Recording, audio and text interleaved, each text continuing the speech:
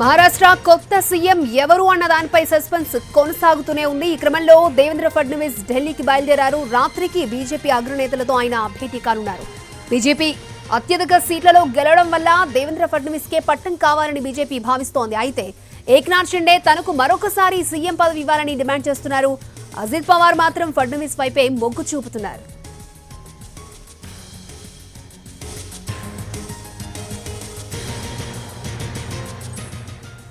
Right, మహారాష్ట్రకి కొత్త ముఖ్యమంత్రి ఎవరు అన్న దానిపై సస్పెన్స్ ఇంకా కొనసాగుతూనే ఉంది. ఈ క్రమంలో దేవేంద్ర ఫడ్నవీస్ ఢిల్లీకి బయలుదేరారు. రాత్రి బీజేపీ అగ్రనేతలతో ఆయన భేటీ కానున్నారు. ఇక బీజేపీ అత్యధిక సీట్లలో గెలవడం వల్ల దేవేంద్ర ఫడ్నవీస్ కే పట్టం కావాలని బీజేపీ భావిస్తోంది. అయితే ఏక్నాథ్ షిండే తనకు మరొకసారి సీఎం పదవి ఇవ్వాలని డిమాండ్ చేస్తున్నారు. రైట్, ఇదే అంశానికి సంబంధించి లేటెస్ట్ అప్డేట్స్ అందించడానికి మా ప్రతినిధి రాజు లైవ్ లో సిద్ధంగా ఉన్నారు. రాజు,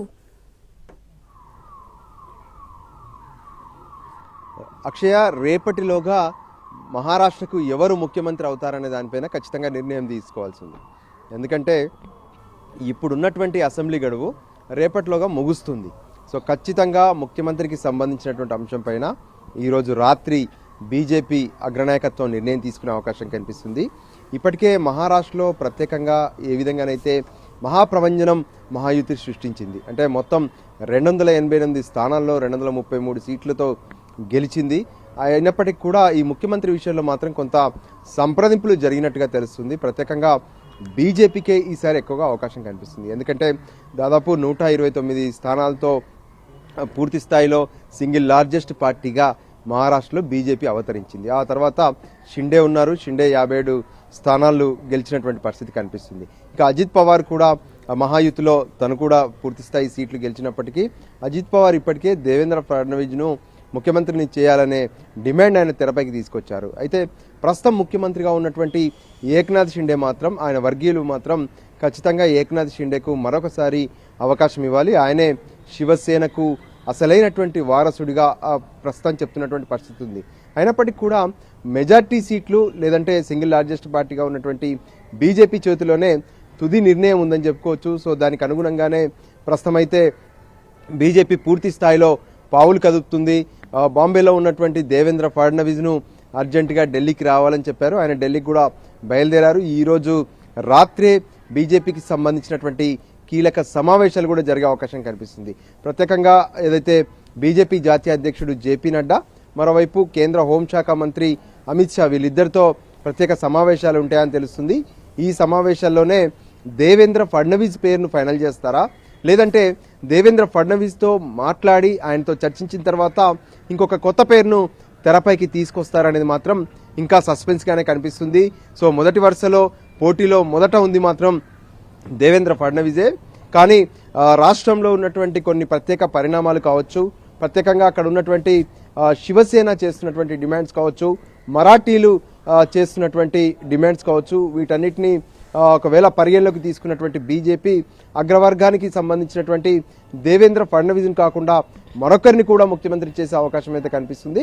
కానీ సీఎం పదవి మాత్రం ఖచ్చితంగా బీజేపీ వైపే మొగ్గు చూపుతున్నటువంటి పరిస్థితి కనిపిస్తుంది. ఎందుకంటే అత్యంత మెజార్టీతోనే కాకుండా 85% స్ట్రైకింగ్ రేట్ అనేది బీజేపీకి కనిపిస్తుంది. అంటే వాళ్ళు పోటీ చేసినటువంటి 149 స్థానాల్లో 130కి పైగా స్థానాల్లో వాళ్ళు గెలిచారు. సో ఖచ్చితంగా వాళ్ళకి అవకాశం ఉంటుందనే విషయాన్ని ఒకవైపు అజిత్ పవార్ సైతం స్పష్టం చేస్తున్నారు. కానీ ప్రస్తుతం ముఖ్యమంత్రిగా ఉన్నటువంటి ఏక్నాథ్ షిండే తనకు మళ్ళీ అవకాశం ఇవ్వాలనే ఒక ఆలోచనతో కనిపిస్తున్నారు. కానీ అతను ఇప్పటి వరకు ఎటువంటి ఎక్స్పోజ్ మాత్రం కాలేదు, అంటే డిమాండ్ మాత్రం చేయలేదు.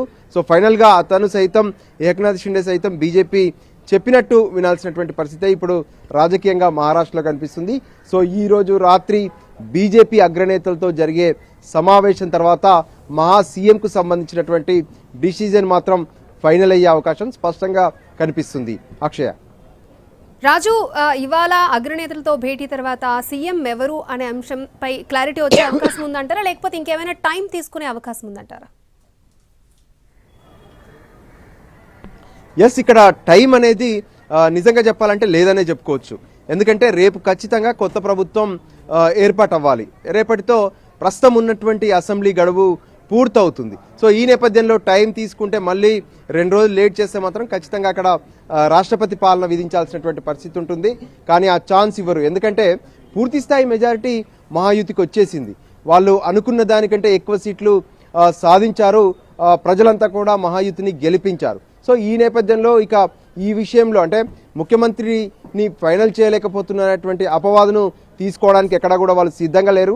సో దాదాపు అంటే ముఖ్యమంత్రి పదవికి సంబంధించినటువంటి అంశంలో ఆ పేరుకు సంబంధించినటువంటి విషయంలో బీజేపీ అగ్రనాయకత్వం ఖచ్చితంగా ఒక ఫైనల్ చేసి ఉంటుంది. కానీ దాన్ని ఎక్స్పోజ్ చేసే ముందు అంటే ఆ పేరును అమలు చేసే ముందు మాత్రం ఖచ్చితంగా ఏదైతే మద్దతు ఇస్తున్నటువంటి అంటే మహాయుతిలో ఉన్నటువంటి అటు శివసేన సంబంధించి కావచ్చు, అంటే షిండే సేనకు సంబంధించి కావచ్చు, పవార్కి సంబంధించినటువంటి ఎన్సీపీ కావచ్చు, వీళ్ళందరితో కొంత సంప్రదింపులు అనేది ఉంటాయి.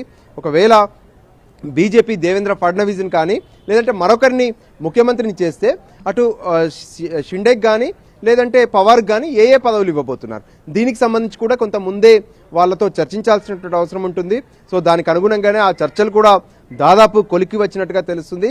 సో ఫైనల్గా ఇప్పుడు దేవేంద్ర ఫడ్నవీస్ అక్కడ ఉన్నటువంటి రాష్ట్ర రాజకీయాలు కావచ్చు, ఎమ్మెల్యేలు మాట్లాడుకుంటున్నటువంటి అంశాలు కావచ్చు, వాళ్ళ డిమాండ్స్ కావచ్చు, అదే సమయంలో ఏక్నాథ్ షిండే పవార్ల సంబంధించినటువంటి అంశాలు, వీటన్నిటికి సంబంధించినటువంటి చర్చ మాత్రం ఈరోజు కీలకంగా జరగబోతుంది. ఆ చర్చ తర్వాత ఖచ్చితంగా మహారాష్ట్రకు సంబంధించినటువంటి సీఎం విషయంలో ఒక ఫైనల్ మాత్రం జరిగే అవకాశం స్పష్టంగా కనిపిస్తుంది.